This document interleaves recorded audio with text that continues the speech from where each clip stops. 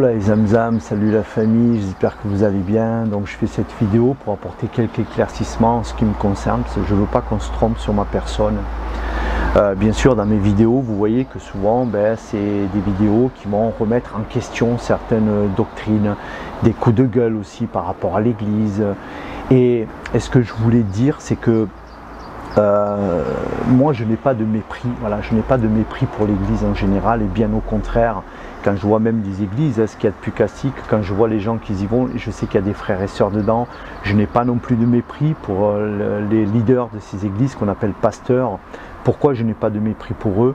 Parce que Dieu ne me méprise pas à moi, donc comment moi je pourrais mépriser des hommes en général et encore plus des serviteurs de Dieu? C'est juste pas possible quoi. Mes propos souvent en moi dans les vidéos, ce que je ne supporte pas est l'autocritique que j'apporte déjà dans ma personne, parce que moi je me remets aussi des fois je veux pas me leurrer la face sur moi-même, voilà. Donc et encore moins sur la communauté. Donc en fait moi, mes propos, c'est que les critiques que j'apporte ou les coups de gueule, ce que je ne supporte pas, c'est l'esprit de religiosité qui vient s'initier dans le corps de Christ. C'est ça que je ne supporte pas, voilà. C'est ça que depuis le début, ça fait 24 ans de ça, quand je me suis tourné vers le Seigneur, j'ai été plongé moi dans la réforme, dans le souffle, ce que j'appelle de la réforme. J'étais plongé dedans.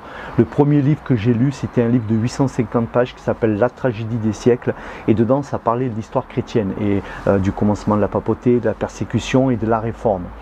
Vous voyez, d'entrée, j'étais là-dedans. Ça a été le premier livre de ma vie que j'ai lu, vous voyez. Voilà. Et en fait, donc, moi, quand je suis arrivé à l'église, c'est naturellement que je remettais en question certaines traditions, des dogmes, des doctrines que je pensais qu'il fallait réviser, ou alors le manque de puissance de l'évangile dans lequel nous sommes, quoi. Donc, moi, en fait, voilà, c'est ça que je supporte pas. Voilà. C'est ça que je supporte pas. Et je ne peux pas rester, et je ne peux pas me taire. Je n'arrive pas à me taire. Voilà, je n'arrive pas. J'ai voulu plus d'une fois, j'ai dit au Seigneur, je m'en fous, moi ce que je veux c'est juste aller à l'église, ça me suffit. Mais non. Essayez d'arrêter de respirer. Au final, vous prenez une grande bouffée d'air, c'était ça. Donc oui, remettre en question. C'est moi ce qui me dérange dans l'église des hommes, hein, c'est quand elle est devenue pyramidale. C'est quand un homme a le contrôle de tout. C'est quand un homme veut prier pour les malades et tout faire. Alors que dans l'assemblée, il y a des gens qui ont des dons de prophétie, des dons de guérison, des dons d'opérer des prodiges, des miracles.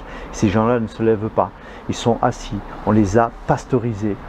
C'est quand cette église des hommes, elle empêche les gens d'être baptisés, parce qu'elle s'est donné tout un raisonnement sur des protocoles qui ne sont pas bibliques et qui sont même contre Dieu. Et j'ai fait des vidéos, j'explique ça. C'est tout cela qui me dérange. C'est quand l'église est devenue le critère. C'est quand les écoles que ces églises forment, c'est ça qui est devenu le critère. Vous voyez? C'est-à-dire que c'est même pas de faire une église qui me dérange. Moi, j'ai rien contre avoir un lieu avec écrit église, par exemple, de la grâce, par exemple. Église de la grâce, moi, ça me dérange pas. Et même, alléluia, qu'il y ait plein de lieux comme ça. On ne peut pas avoir, par exemple, pour ceux qui sont fans des églises de maison, on ne peut pas avoir que des églises de maison. Les gens, ils vont pas frapper par hasard dans des maisons, au hasard, savoir si sur 200 maisons, il y a une église de maison. Non, il faut bien qu'il y ait des lieux. Mais ça doit être des lieux de vie. Ça doit être des lieux où on voit que toute la semaine, c'est ouvert. Ça doit être des lieux où les gens grandissent, où les dons se développent. Voilà. Et pas juste des lieux ouverts le dimanche avec une chape religieuse dessus. Vous voyez, donc moi dans l'absolu j'ai rien contre ça. C'est pas le problème en fait. En fait ça c'est pas le problème. Donc voilà, je voulais faire cette vidéo pour éclaircir ce point de vue là. Je ne suis pas une personne qui dit ouais les églises tous les mêmes, les pasteurs tous les mêmes. Non, j'ai du respect même pour les dirigeants de ces églises. J'ai du respect pour eux parce que je sais que quand on est engagé comme ça demande une constante, ça demande d'être engagé, d'être présent. Et je sais qu'il y en a qui ont un cœur pastoral là-dedans. C'est juste ce côté un peu, ce côté parfois pharisien, ce côté religieux, pyramidal, qui me dérange. Voilà, et que je ne supporte pas. Vous voyez, quand je disais par exemple, chaque dénomination ont leurs écoles, et en fait, c'est quelque part, c'est elle qui vous donne une forme de diplôme. Et là, on va mépriser l'école du Saint-Esprit chez des gens qui peut-être ne sont allés dans aucune école. C'est quand ces mêmes églises dénoncent des gens, mettons comme moi, ou comme vous qui êtes sans église, des gens qui veulent juste se réunir, qui ne sont pas sous des fédérations, qui ne sont pas sous l'autorité de tel ou tel pasteur, et eux on les juge.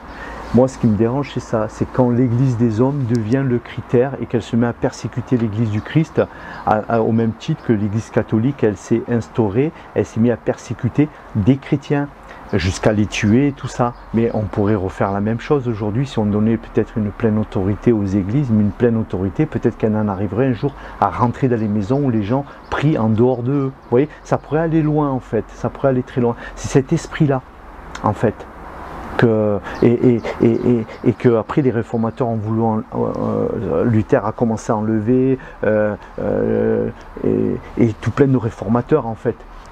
Vous voyez, ben aujourd'hui la réforme elle continue, le souffle de la réforme continue, le Seigneur veut amener les gens à la simplicité de l'évangile et avoir une église de la présence, l'église où il y a la gloire, la présence de Dieu, l'église où les gens se réunissent pour un partage commun, l'église où en effet il y a des pasteurs, en effet il y a des prophètes, il y a des évangélistes, il y a des apôtres, des enseignants, mais il y a vraiment une cohérence, une synergie entre frères et sœurs. Vous voyez, c'est cette église-là que personnellement moi j'aspire. Voilà, donc ce n'est pas des critiques gratuites que je fais, mais en même temps on est obligé. Moi quand j'entends, bon, le principal c'est que il y a quand même, c'est que les gens ils aient le Seigneur dans leur cœur, qu'importe où ils sont, oui, bien sûr, mais on peut pas dire c'est pas grave. On ne peut pas dire oui mais bon que l'église elle soit comme ça, c'est pas grave. Si, parce qu'elle fait tout de même du dégât, elle empêche tout de même des gens de se lever, de rentrer dans leur appel. Il y a des gens qui ont mis la main sur des personnes qui n'arrivent plus à s'enlever de certains systèmes. Il y a tout de même une réforme à faire les âmes.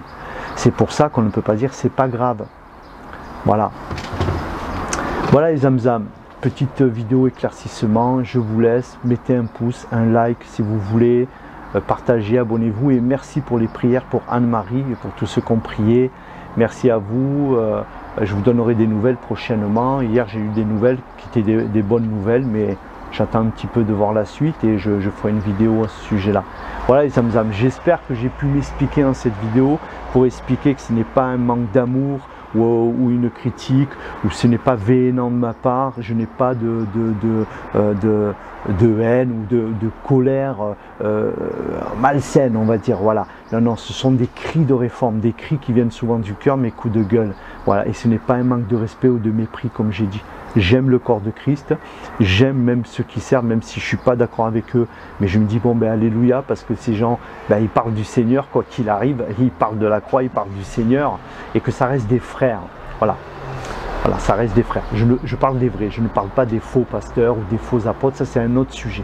Moi je parle des vrais, voilà, des vrais, mais qui à mon sens, je vais dire mes frères, frères et sœurs, pour ceux qui sont dans le pastorat en tant que femmes, réformez-vous, sortez de l'église des hommes, faites quelque chose, mais bougez-vous, sortez de cette tiédeur, voilà, de cette tiédeur, voilà, sortez de là.